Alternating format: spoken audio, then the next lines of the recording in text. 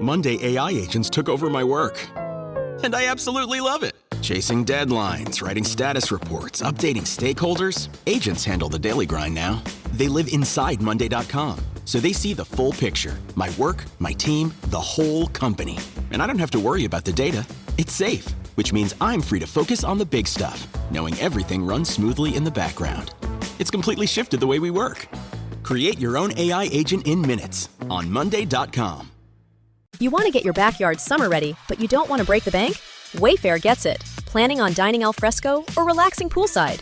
Wayfair has everything you need to prep your space. Shop now and save up to 70% off during Wayfair's 4th of July clearance. Score huge deals on outdoor furniture, area rugs, and more. We're talking thousands of products for every style and budget. Plus, surprise flash deals July 6th. Don't wait. Shop Wayfair's 4th of July clearance now through July 6th at wayfair.com. Wayfair, every style, every home.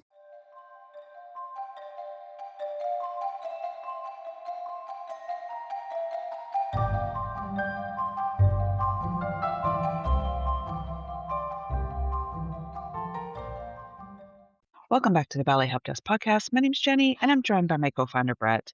Today, we are super excited to bring you a two-part parent panel about full-time training. We have spent a lot of time talking to so many different schools about their programs, and now we're flipping the perspective and talking to parents about their dancers' actual experience at three schools: School of American Ballet, Houston, and National Ballet School of Canada. So without further ado, the Help Desk is now open. Summer intensives are coming fast, and we just published our Summer Intensive Essentials Guide over on our website.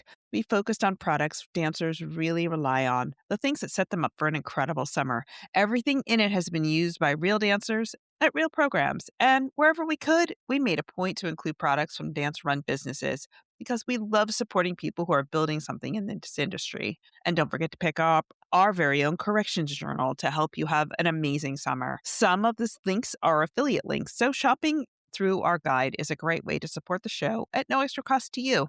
You'll find the links in our show notes or head over to our website, ballethelpdesk.com. Monday.com AI agents took over my work, and I absolutely love it. Chasing deadlines, writing status reports, updating stakeholders. Agents handle the daily grind now. I stay in the loop only when it matters. Create your own AI agent in minutes on Monday.com. Welcome back to the Ballet Help Desk. We are so excited because today we're doing something a little bit different. We are doing a parent roundtable. And so Sarah, Erin, and Sue, welcome. We are here to talk about your experience with your kids going off to big ballet training programs. So thank you all for joining us. Of course.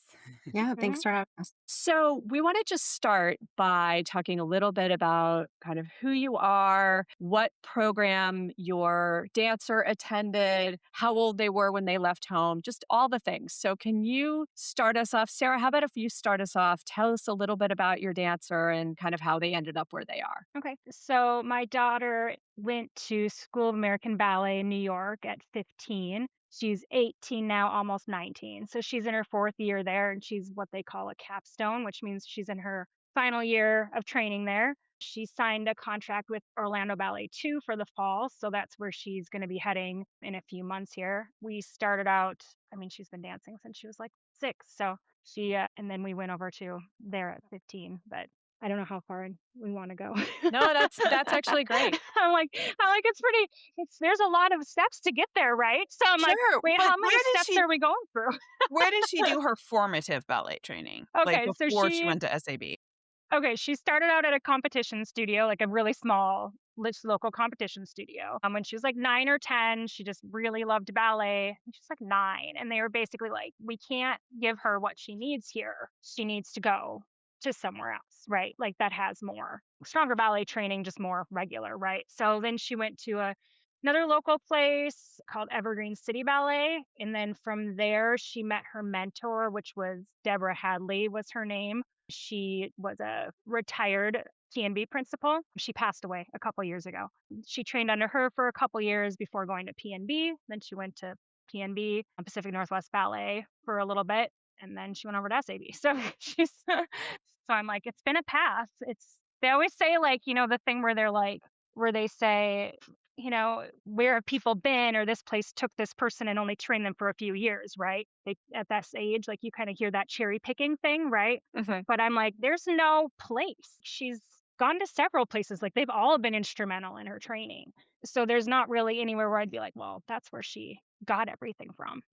But it took a while to get where she is, I guess. I think that's great, though. I mean, it's nice to hear that, like, every step of the way, she got something that kind of propelled her forward in her development. Yeah, yeah. There's just a lot of pros and cons to kind of everywhere you go. So, I mean, she's loved SAB. That's the longest she's been in one spot, I will say, is 4 years. But everywhere else, so since she was just little, that's the longest ballet school because she just kind of went to where she felt the most comfortable and and where she was getting what she needed. So Right. that's what she did. Yeah, and that's not uncommon to go someplace and either outgrow it or feel like you're ready for another step or you need a bigger pond. Like that's Hmm. really pretty typical, honestly. It's the rare kid that like goes one place when they're super young and then they just stay there and go all the way through. Right. Yeah. Yeah, so my son went to MBS, 13 years old. He graduated from there, went to Boston Ballet too, and is in his second year in the corps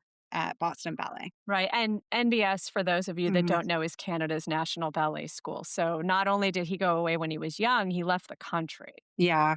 But I could map it and I could get in my car and be there in 16 hours. I never did that. But he was really young. I was not planning on sending him away at that age. First of all, I hate that term. I did not send him away, but co-parent with a ballet school at such a young age. But the opportunity presented itself. And when I got there and I saw what they had to offer, I had 3 other children at home. Ballet was consuming our lives, and he really wanted to go. We tried to make it happen, and I just figured if it didn't work, we'll just bring him home. We'll figure out the next thing. So, That sounds terrific. Yeah. And Sue, last but not least. Yes. I feel like I connected with so many things that you guys said, but that was like one of my things. So my son is at Houston Ballet and he left home when he was 14 and he's still there. So he's 16 now.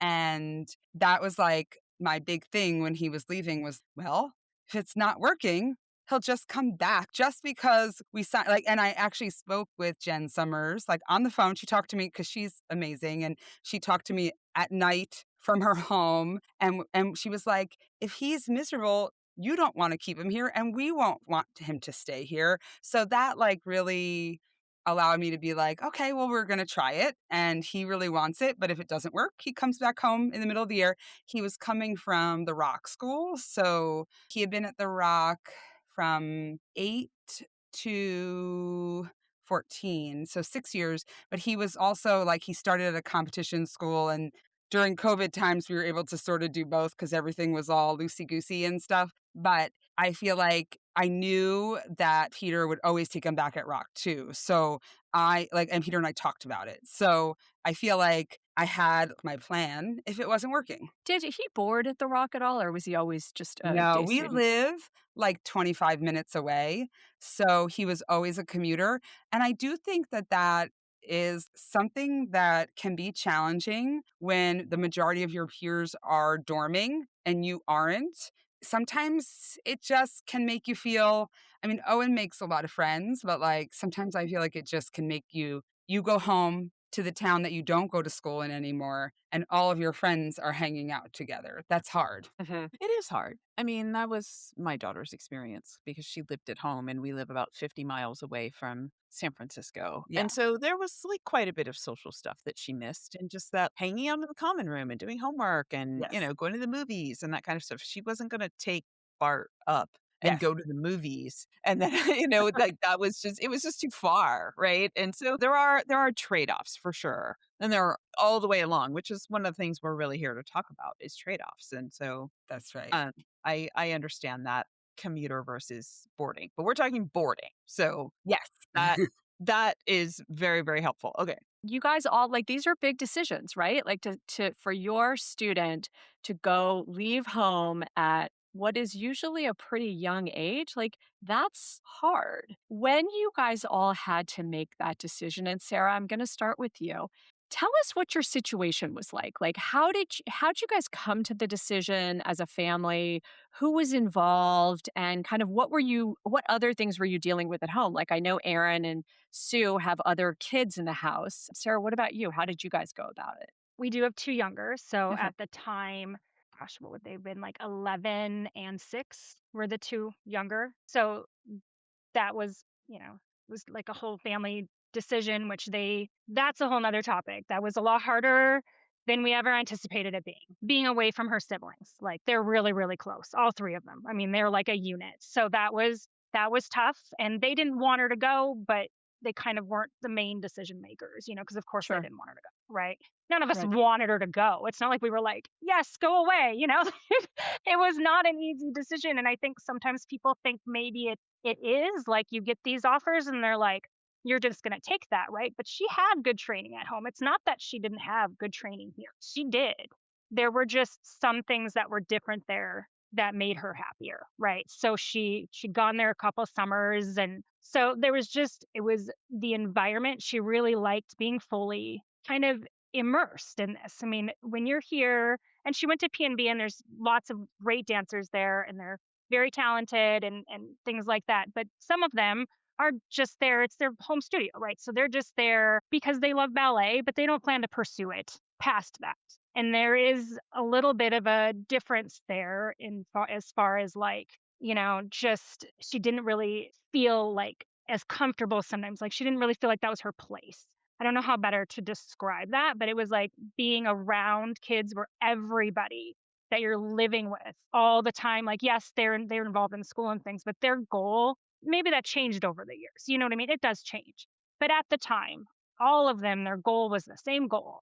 They all wanted to get into a company, whether that be New York City Ballet or something else, right? Like, they all wanted to dance professionally. And that just kind of made her feel like a better sense of belonging than she'd really ever felt before. Yeah, I think that makes a lot of sense. I mean, PNB, if I remember correctly, does not have a full-time program until you Right. get into the PD level. And so I do remember when we were talking to, I think we were talking to Denise Bolstad and somebody else about the structure there. You're right. Like, the way it was explained to us is you can have kids in PNB's after school program all the way through senior year of high school. And so you don't necessarily have all the kids who have professional aspirations Right. even in high Right. school. Yeah. So, and she had great friends there too, but they're just being in that class kind of, it pushed her in a way when she was even in the summer at SAB, and then that kind of gave her an idea of what the school year is going to be like, right? So just being in that environment pushed her in a way that she just didn't feel like she'd gotten before. But she did have the training was great where she was at. So it wasn't a question of being like, well, you're not getting training here. And then she had her mentor here too. We talked to her extensively, and she had a very big network because she'd been around a really long time. So she contacted lots of people and was just kind of like getting their advice on if they thought this would be a good step for her, kind of thing. And then anyway, so it was really long discussions with her where she encouraged us to go and thought she was ready for that step and that it would be a good step for her. So basically it was a lot of discussion between all of us. But between her mentor, I reached out to some parents that have kids that had graduated that didn't get into New York City Ballet, because I thought it was important to talk to people whose kids didn't get into the company to see what their perspective was after being there that long and then not having that be the outcome. It's actually really interesting that you say that, because I know when Sam was went into HB2 at Houston Ballet. And I remember talking to two parents about him leaving San Francisco and then going to Houston. That question, I never even thought to ask that. Not because I assumed he was going to get into Houston main company. I was much more concerned with, like, the immediate stuff, like, where's he going to live and how is he going to handle the heat in Texas and things like that. Yeah. But I think for people who are listening, I think that is such an important question to ask, because the majority of the kids are not getting into the main company. The majority of the kids are going other places. So kudos to you for thinking ahead and asking that question, because it would have never occurred to me. Thanks. Yeah. Well, I mean, it's just kind of the reality, right? Like, we knew going in that was not the only reason she went. That was a whole discussion itself, but like, we knew going in that the odds are just, they're never in your favor in ballet, Right. ever. Absolutely.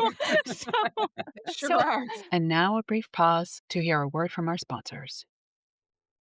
This Monday.com ad was created by a team of people and AI agents. Reese, our content agent, wrote the copy based on our best practices, like mentioning Monday.com 3 times. That was the second. Johnny, our coordination agent, built the timeline and kept everyone aligned. Olivia, our human creative director, stayed in the loop. Because agents are great, but they don't always know when a joke lands. She had one note: tell listeners it only takes minutes to build an agent. So, minutes. Create your own AI agent today on Monday.com.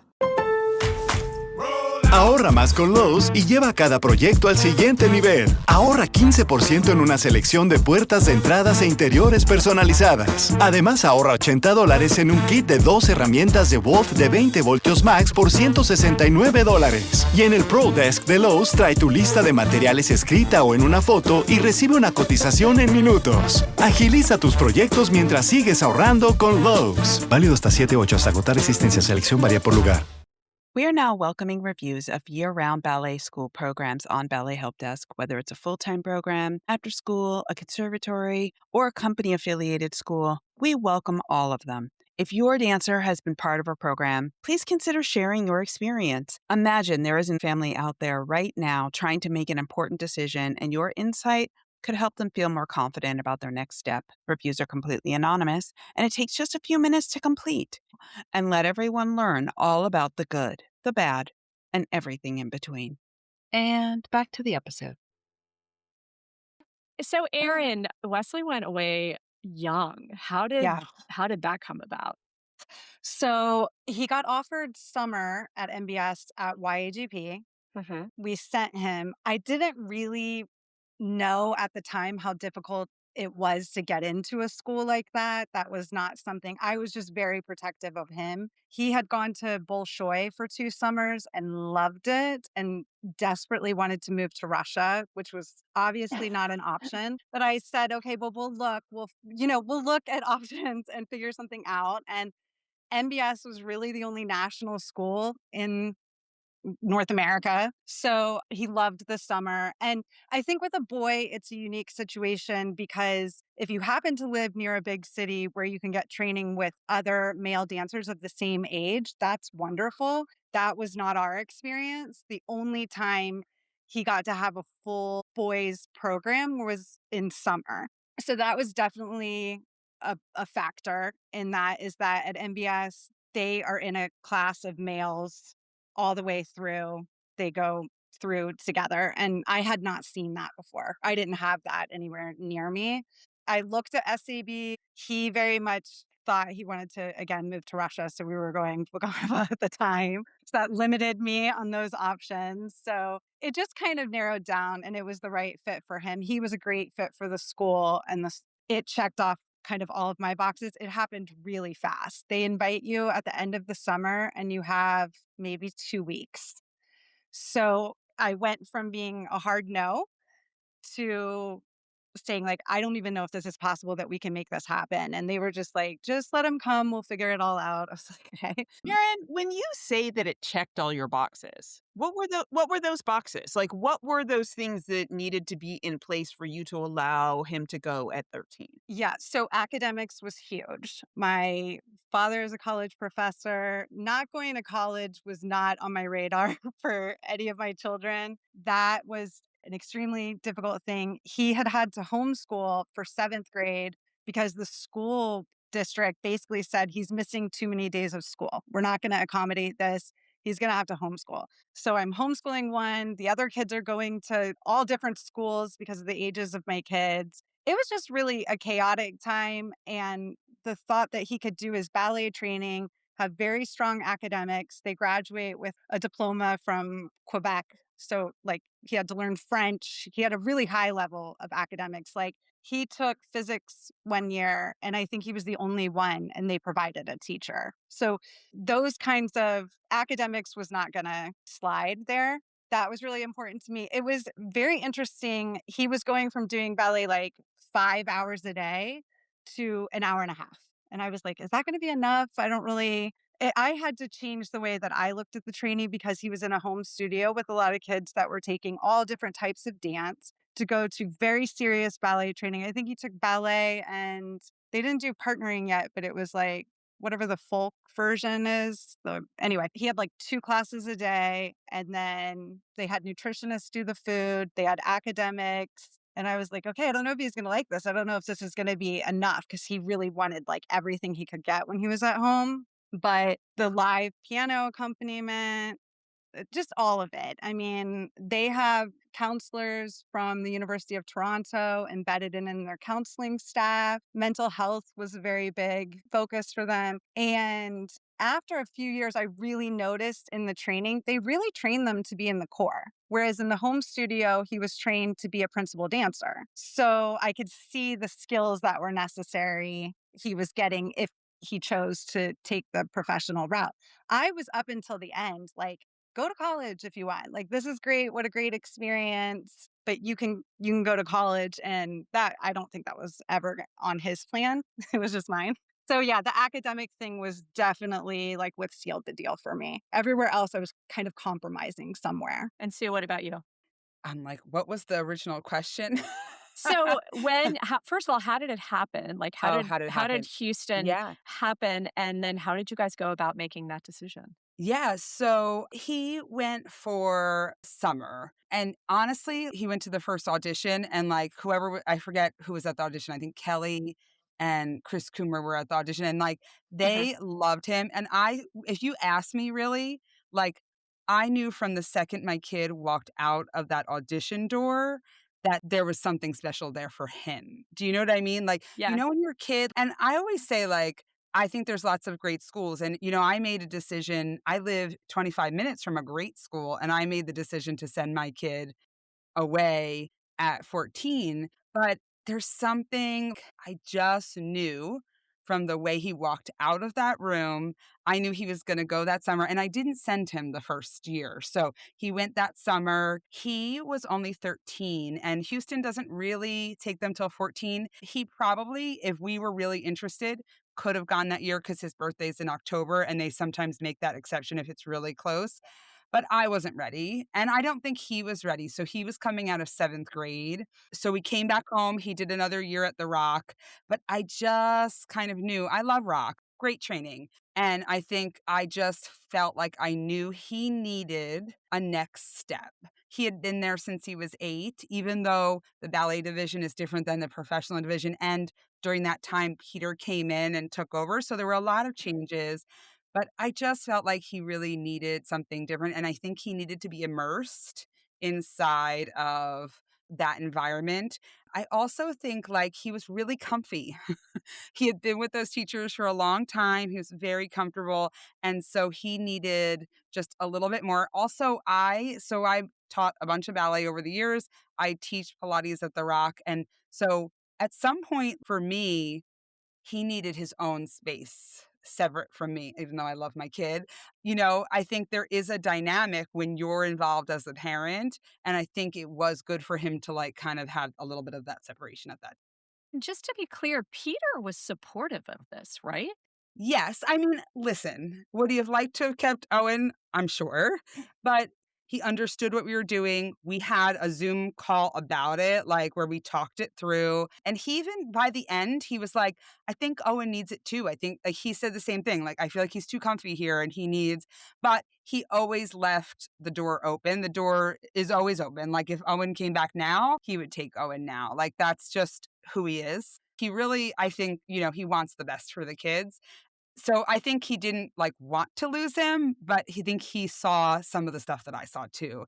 And I think we all just kind of felt like it was the right move at that time. So for you as parent, like you didn't have like a checklist for Houston. You really kind of went with like a feeling and he's ready and which is great. Like that's who I am. I'm all about the feelings. There's no wrong answer here because some people are very checklist oriented. Yeah. And, you know, like Erin said, my biggest like thing that I wish it had at the time that it didn't was like a cafeteria with meals. I was very concerned. And I feel like if we talked to some of the older kids that were in the dorm at the time that my kid was there that first year, they would tell us that he ate not one single vegetable the entire year of the first year. He's much better now. That was my big thing. I think that he was already doing online school. So he was like already really used to being out of school and being independent that way. He thrives on being challenged. So I wasn't worried about the intensity. My kid is just like one of those, when he gets pushed, you can see him just like rise up. If he's not being pushed or he feels like, then he kind of just stagnates. Thank you all for sharing. And so I think we'd like to flip it a little bit and then talk about your dancer a little bit. So Erin, why don't we start with you? Sure. What mattered the most to your child when they chose their particular program? So NBS, like what mattered most to him? Ballet training, the ballet training, 100%. I think from the training that he had with teachers from like the 1970s or whatever, they pushed in a very aggressive way. Things that I don't think that they would do now or that are okay anymore, but there was still some of that lingering and he liked it. He really wanted to be pushed. He wanted corrections. And MBS was like the Canadian version of that. Like they're so nice. They're very well trained as teachers. They have a 2-year program that all their teachers go through.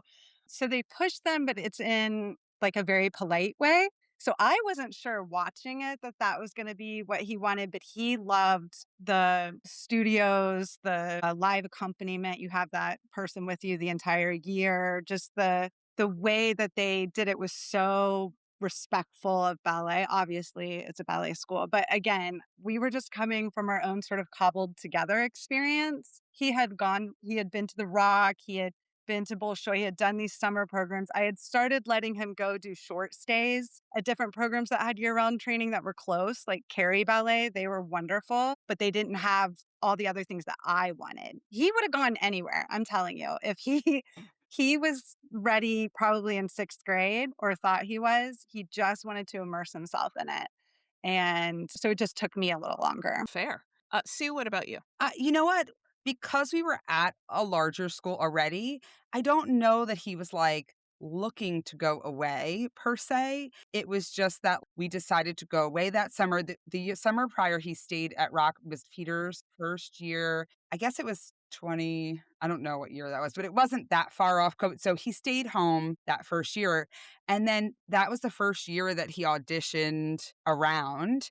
And he was looking just for summer. But then I just think he got in that environment and that he just knew. I think we just knew it was the right fit. So I don't know that he was like searching. He just always, very similarly, like Owen likes to work hard. He likes to be challenged. He likes to be in an environment where everybody else wants to work hard too. So that's kind of like his MO. And Sarah, what about you? I mean, it's kind of similar to Sue because she really did. We had, options here for her. She was happy with the train. PNB and SAB's training is pretty similar. I mean, they're both Balanchine. They're trained by the teachers she had went to SAB and danced for New York City Ballet at the ones that she had at PNB. You know what I mean? So it's not like the training was even that different. She was only 15. So I would love to be like, well, she knew she was going to get more like all this audition support and the connections there and all these things, but she was 15. So like, did she really think all that through? I don't know, maybe a little bit, you know what I mean? But it was really like she just felt like she belonged there. Like she felt this sense of belonging that she had kind of searched for since the time she was 6 years old and knew she wanted to be. I mean, she's known she wanted to be a professional dancer since she was 6. She just for a brief moment wanted to be a Rockette. And then, and then she was like, okay, wait, no, ballet is that's my thing, right? So she just had never felt the sense of belonging that she felt when she was there for the summers. So she went there the first summer that she was there, felt that, and then she went to PNB during the school year, and it was close. Like it was similar. But then she went back again the second summer, and a lot of the same girls that were going to be going to winter, like they kind of like knew who was getting into winter term and that kind of thing. And yeah, she just hadn't felt quite that, like this is where I'm meant to be before. And there's something to be said for kind of this through line that you all talked about, which is being immersed in a place where everybody is working towards a similar goal and equally driven, talented, and focused. And there was just something to be said for that kind of momentum and that kind of competition, camaraderie, pushing environment that just certain kids really do well in. and thrive. And I think there is being, around the Rock and being around Houston and talking with other kids that are now at company affiliate. There is a difference between being at a company affiliated school. Rock is a great school, but it's more of a school atmosphere. So you have some kids that are that focused and they are moving for dance, but then you kind of have kids that are there's more of a range. There's more of a range of the level of dedication, and it's a school environment. It's a little far reaching for kids to understand that something they do at a school not affiliated with the company that they want to be with might follow them, even though we kind of all know that it might. What's an example of that you're talking about? Like if your dedication, behavior, class attendance, it's just, at Houston, when Owen was taking an early flight, we had to get approval to miss the Friday afternoon yoga class, and we couldn't go unless we got that approval. Where Rock struggles a little bit more with attendance, and I just always feel like there is less direct connection in the kids' minds to it's totally different when you're in the same building as the company and the ADs and everybody versus you don't know where you're going to go. And I think as adults, we understand that it can follow you, but I don't know if the kids do as much. So that was definitely important for Owen. Yeah, I think that's really interesting. I hadn't really thought about that. But so you did notice a big difference between the conservatory experience and the company affiliated school experience? I mean, I think there is a big difference. I can't speak for any other company affiliated school. Like I only know Houston, so I don't want to say that it's across the board, but I know at Houston nobody misses class. You don't do that, doesn't happen. Where at Rock it's an ongoing effort to make sure that that's not happening, and especially as the end of the year approaches. And I just always kind of attributed it to, and actually one of the girls that I used to teach Pilates, I saw her, and she's now at PA Ballet, and she commented, that's why it was on my mind. I saw her this weekend, and she commented on sort of the company atmosphere versus the school atmosphere. And I think there's a difference. And I think there's different times in the kids' lives and student ballet student careers where one might actually need the school environment and one might need the company environment. So I don't necessarily think one is better than the other. I think it's kind of what do you need right now? Yeah, I think that that's helpful. Okay, let's dig into the company affiliated a little bit. How much of a factor was that for you when you were making these decisions?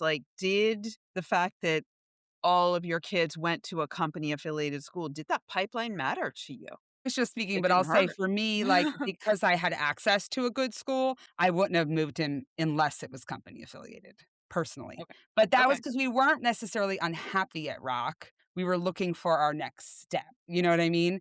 I think if we were unhappy, then it's different. But for me, I would have kept him home longer if I wasn't thinking that I would only do it for a company affiliated school. Fair. I mean, I know, Sarah, that's a little tricky because she was at a company affiliated school and then moved to another company affiliated school. But It's a little different. I mean, there's ways. New York City Ballet, you're kind of your only way in is SAB. I mean, they take a very, very rare dancer, usually a male dancer. It's almost unheard of for them to take a female dancer that didn't, or even a male dancer that didn't come through SAB. And PNB, you can come in there they have dancers from SAB. They have dancers from Houston. They have dancers from all over. There are ways, not that she's getting into that company, but I'm saying that's not the only option going through their school. So there's other ways to eventually get there. Whereas New York City Ballet, SAB is kind of the only way. so you got to go shoot your shot. Yeah. And so it was kind of one of those things where it could not be the only reason to go. We were very adamant as a family, we cannot go. We will regret this if you don't get into the company. Because we've seen that happen. We wanted to make sure she wanted to go for the reasons that weren't solely that. And now, time for a quick ad break. Brett and I created Ballet Help Desk as the resource we wish we had when our kids were going through ballet training. Now we've got some exciting news. For a while, many of you have asked for an ad-free option, and we've been listening. We are thrilled to introduce the Ballet Help Desk Backstage Pass on Patreon. With your subscription, you'll get every episode ad-free. The full back catalog, remastered with higher quality audio, and early access to the episodes before they are released publicly. As our Patreon community grows, we'll be adding new ways for you to connect more deeply with the podcast and the Ballet Help Desk community. Subscribe today. See you backstage. Now, back to the episode.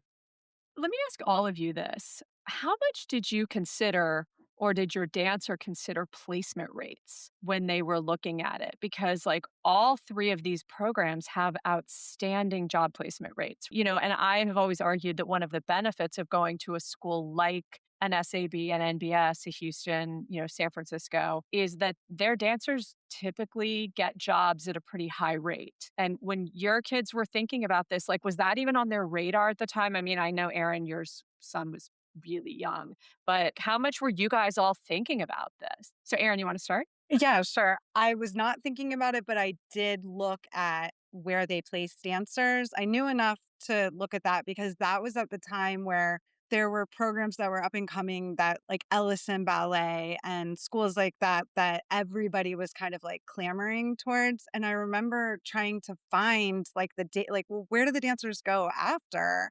And I was not like super blown away by some of those, smaller starting up programs. And MBS had a lot of data, a lot of history.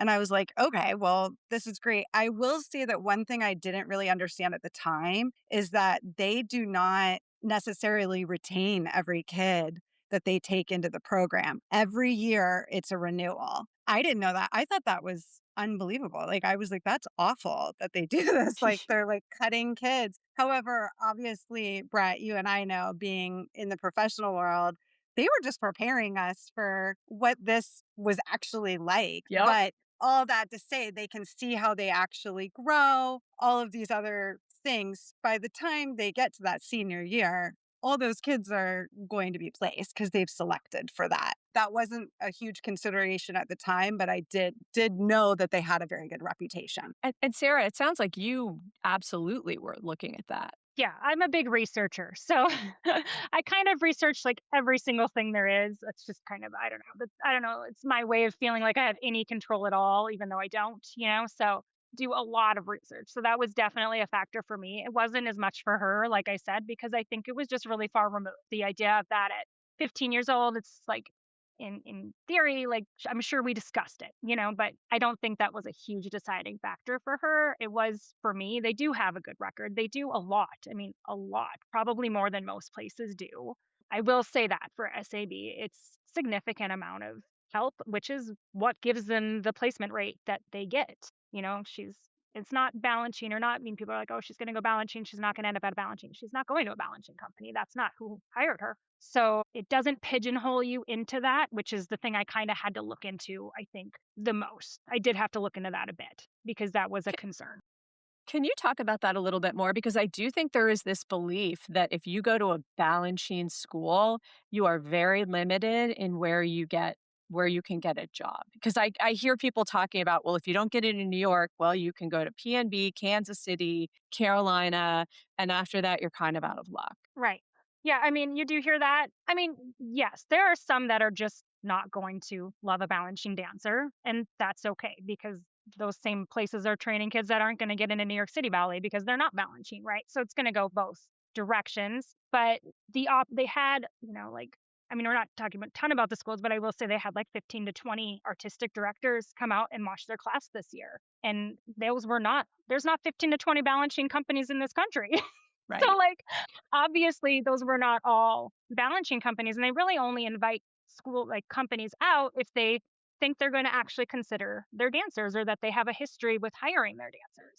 Not every company made an offer, but a lot of them did. And dancers are every year going to companies that are not they're either going to second companies or main companies, but they're going into companies that aren't. There's not that many Balanchine companies, to be frank. So Right.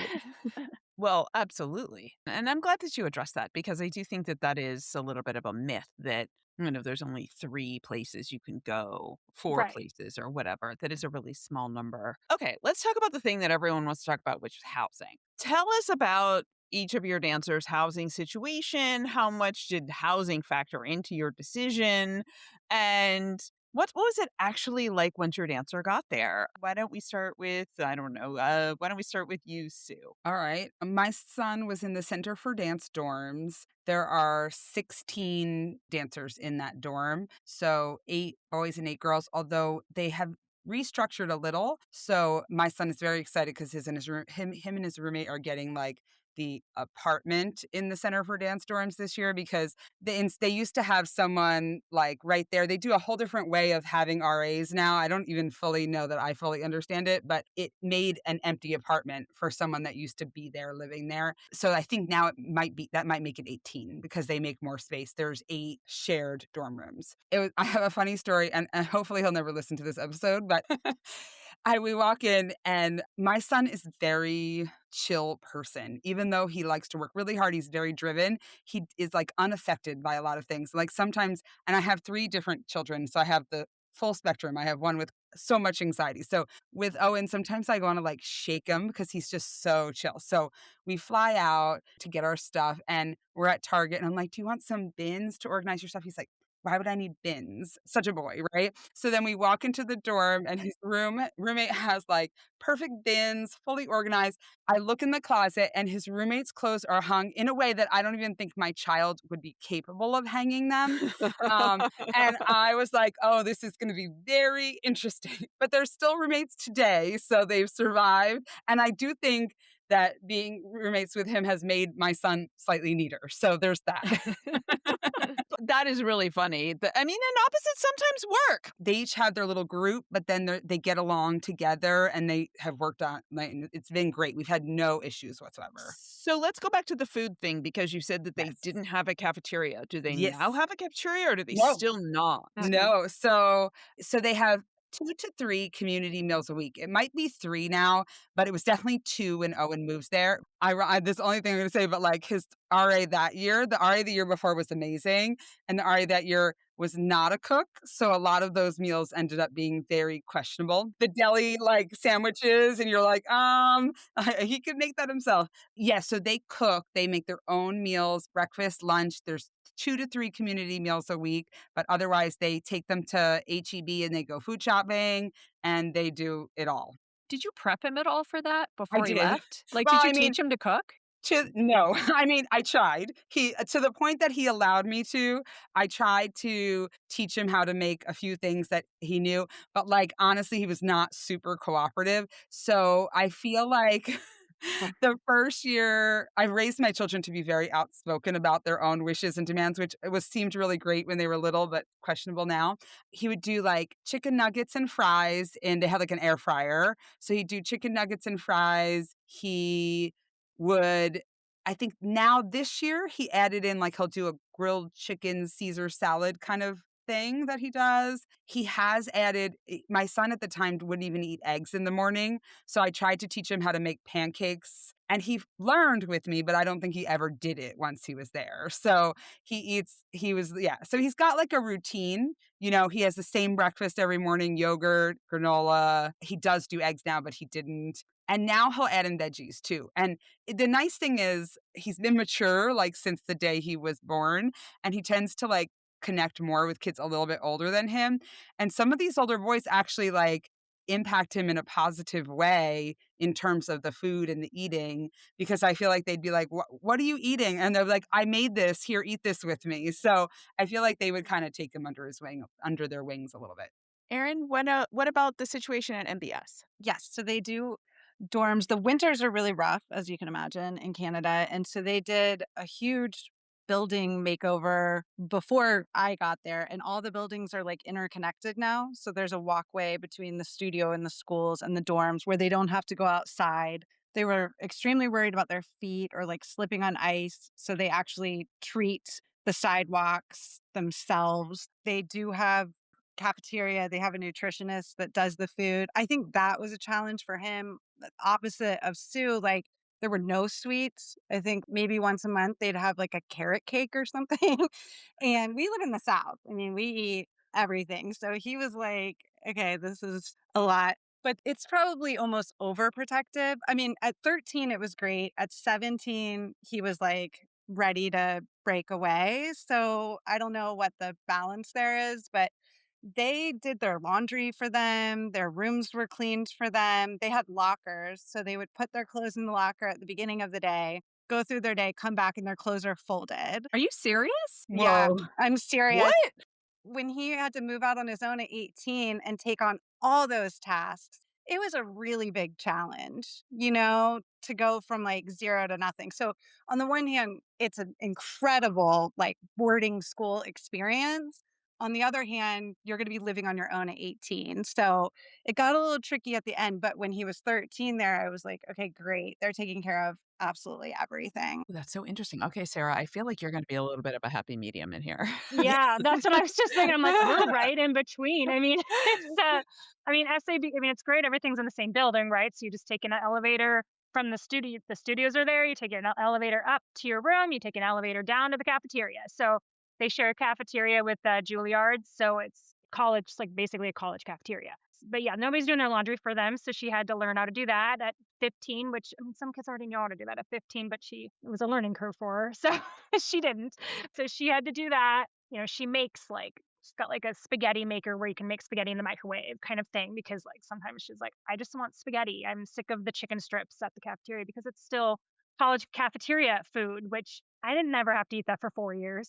So, but she's been there for 4 years, so she's getting a little bit tired of it. But yeah, so she cooks a little bit of like microwave type food, I guess, things that she can do like that. They do have kitchens in the dorm, like on, I don't know if it's each floor, but like in the actual dorm floors, they have kitchens where they can use like the oven if they want to bake cookies or make a frozen pizza, that kind of stuff. So they're able to do that. They just don't really do it a lot. The supervision there is great. I asked her this the other day, actually, even just kind of like curious what she was thinking as far as that went. And she's like, no, I feel like it's fine. Like even at 18, she felt like the amount of supervision they give, it increases as you get older. You get later curfews. I mean, she got a little sick of the like check-ins every night, but at 18, I think they don't do that. You have to like check in at a certain time, but you don't have to do multiple check-ins, whereas when you're younger, there's like a sweet check and there's like a check-in and then a sweet check, and like there's all these check-ins, but it's very like parent dependent. So if I was like, I don't want her leaving the building, then she wouldn't leave the building, right? So, but I didn't ever do that, like we always made it so she had and then we expanded that ourselves as she got older. Like at 15, she could just be in the neighborhood, which is basically just Lincoln Center. And then at 16, we expanded it a bit so she could go through Manhattan, just kind of increased over time. Mm-hmm.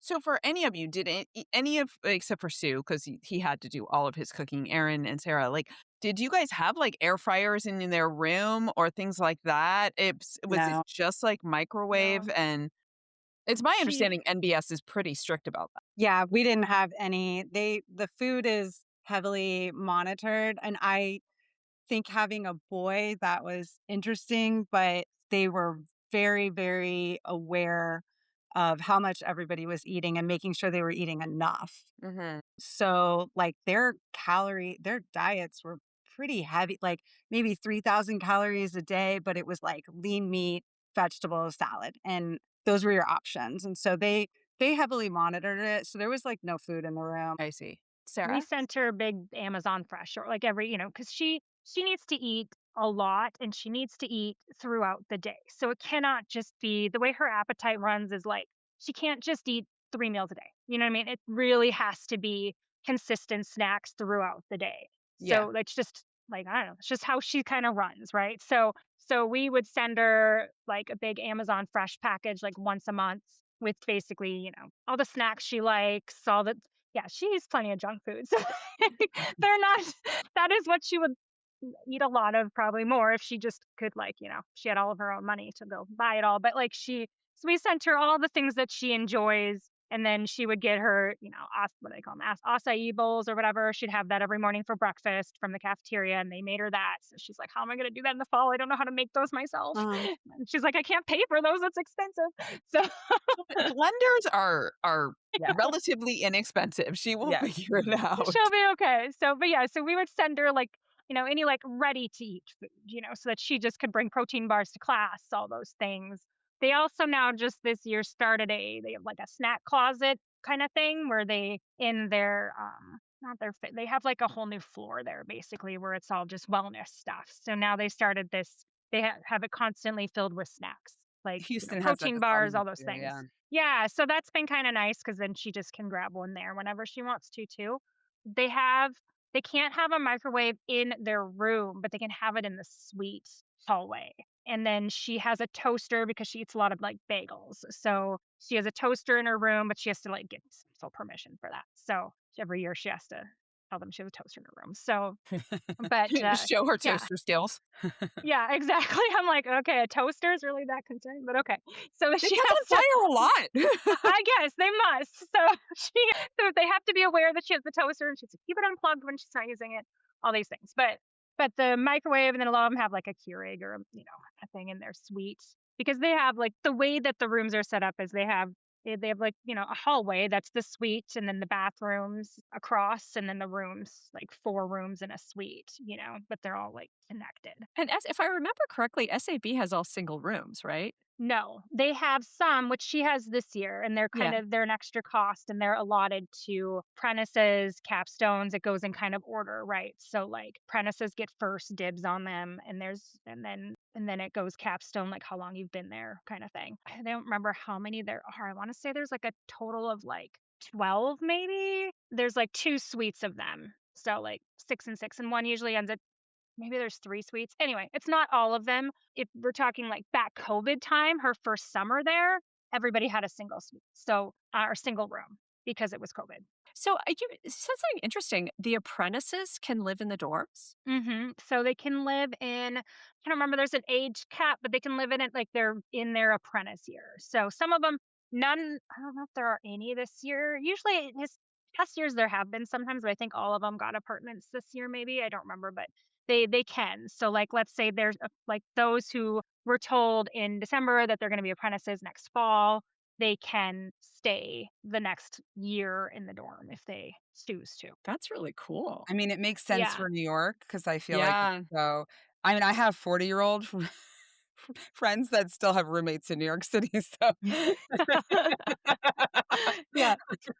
Yeah, you kinda it's have not to. it's not cheap. no. No, and they're young. I mean, some of the apprentices, I mean, it depends. They can range. They're usually lately not as young as they were back in like Tyler Peck, Megan Fairchild kind of days. They're not usually hiring them at 15 anymore, but they are still usually a lot of times 17, 18, 19, they're pretty young. Yeah. Okay, so we want to talk a little bit about the transition and what it was actually like. So, can you take us back to the day you actually dropped your child off? And what do you remember about that day? Erin, why don't we start with you because you had the youngest? Yeah, like I said, it kind of came about pretty last minute. So it was like 2 weeks and it was in another country. So we just flew over there and I had to buy everything there that we needed. Plus, they have school uniforms. Like we had appointments, like we had to go to the shoe room and get his shoes. They wear gray tights and gray shoes, or they did at the time. And yeah, it was just like a lot of logistics. Yeah, I think I like dropped him off. I'm sure I cried the whole way home, like getting back on the airplane. But they have a wonderful program. They send the kids home every 6 weeks. They do not want them becoming institutionalized. They insist on it. So that made me feel a little bit better. And that kind of became a regular. So they would come home every 6 weeks for like a week, no dancing during that week. They wanted them to grow. They were always like really focused on that they would be able to grow to their fullest ability or whatever. So they have a pretty strict regimen program, but we saw him a lot until COVID. Right. And I would imagine COVID was very difficult because I would imagine they just Very. kept him as a cohort and didn't let them leave. No, they sent them home and then we couldn't get him back. So Oh, Canada's treated COVID a little bit differently than the US, as you Yes. might imagine. Yes. So they have like a 15-day quarantine and like the testing guidelines. And at one point he got stuck at the border. They wouldn't let him over into Canada because his test expired. You had 48 hours or whatever in the airport. And the school had to contact Border Patrol. They had to get a test. They would bring him over. He had to stay in quarantine for 15 days before he could come back out. So it was a struggle for everyone. But I think the layer of international travel definitely added to it. And he really got depressed because at one point I think he was home for like 2 months and we couldn't get him back. And he was just depressed. And so when we did get him back, we said, okay, he's going to stay until mhm. summer. Like, we're not going to do the back and forth. It's too hard. but normally during normal times, they will go home fairly regularly. And I think that helps when they're young. And then how easy was it for you to get a visa? They did it all for us. Really? It was really easy. Yeah. They always handled all of the paperwork. They have students from all over the world. So that part was nice. They have students from Korea and, sort of much more difficult places. So I think they just like have a contact. So they did it all for us. I don't think I would have been able to manage, honestly. Yeah. So, Sarah, what do you remember about dropping her off for the very first time? Well, I don't know. I kind of remember it. I thought it would be more like summer, like it would feel more like summer, right? Because we'd already done that. She'd just come home from summer, I felt like, right? So I was like, it'll just be kind of like summer, and we'll just think of it as like an extended 5 weeks, But I I was hysterical. I mean, I cried harder like as soon as she walked away. Like I held it in pretty well. I feel like I mean, she knew that I was not, that I was sad, but like soon as she walked into the doors, I hysterically cried. And I was in Lincoln Center. I just remember sitting over by the library there, sitting they have these like things on the wall, right? So you're just sitting there. I just sat there bawling for like, I don't even know how long. I had to go to my flight eventually, and I called my husband. I'm just like, I can't stop crying. It was so much harder than I ever thought it would be. And she was 15, but it was like this part of me was like, this is it's never gonna be the same, like not really. I mean, we try our hardest to make it as the same as we can, right? But like, you don't expect your kid to leave until 18. So like, I mean, when you have your child as a baby, you assume they are going to be, if all goes as planned, home until 18, and then they go to college, right? So, and that's probably when they leave. Like, you don't expect to lose them in that way, like to have them go away 3 years sooner than fun. And so my brain was like, oh, it'll be fine. It's just like summer. And then as soon as it hit me, it was like a whole nother, way worse than I thought it would be. Yeah, that goodbye feels very permanent. And it's like it's not supposed to be like they're so young and we're sending them off to go do very adult things. And you're just hoping the supervision is good, right? It's like, Yeah, right. Yeah. Yeah. Sue, how about you? I feel like similar. It's like for me, even to this day, it's like the moment where I say goodbye and I know I'm going to the airport. So initially, when he was first there, I would make him come down, even if we had like seen each other the night before and he had a show or whatever. The next morning before my flight, I would make him come down and give me a hug. Like even if we weren't like seeing each other again, there wasn't time for that. And it's always that moment where he like walks away back into the building. It kind of rips your heart out. But all the other times, I'm usually okay. I think people ask me all the time, around here, like, oh, it must be so hard. And I feel like it is hard, but also my kid is like living his best life. And I know where he is works for him and he's thriving. So it's hard for me to be sad all the time. Yes, I miss him. Yes, the goodbye when he walks away from me is always hard, but I know that we made the right choice. So that definitely makes it easier. We also had him home for 10 weeks due to injury this winter. So by the end of that, I was like, you got to go. I need my couch back. Off you go. And the family dynamic is always so interesting when they come in and out like that. And I will say, I feel like Sarah mentioned it before about siblings. He has two siblings. He has a twin brother and then a younger brother. And he and his twin are total opposites. And they're just like, peace out, see you soon.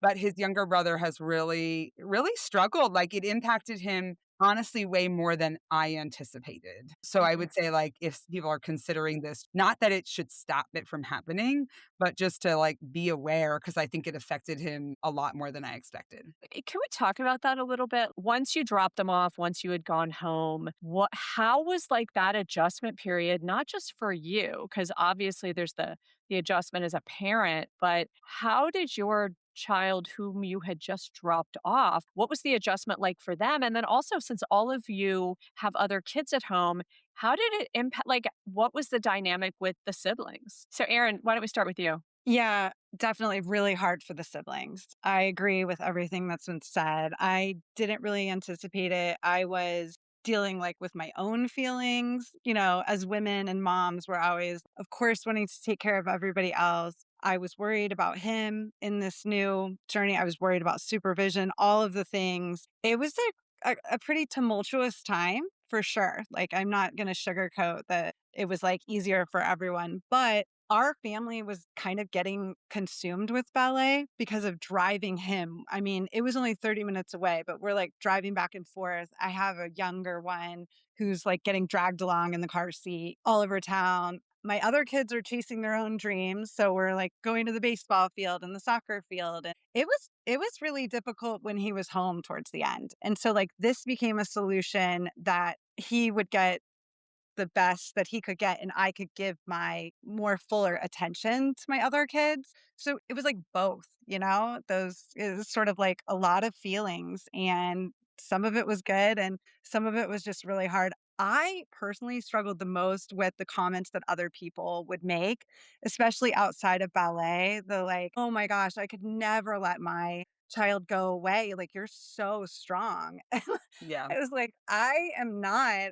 Nothing is special about me doing this. This is really hard, but how many people actually get to live their dream? And it's for them to even have the opportunity to do that.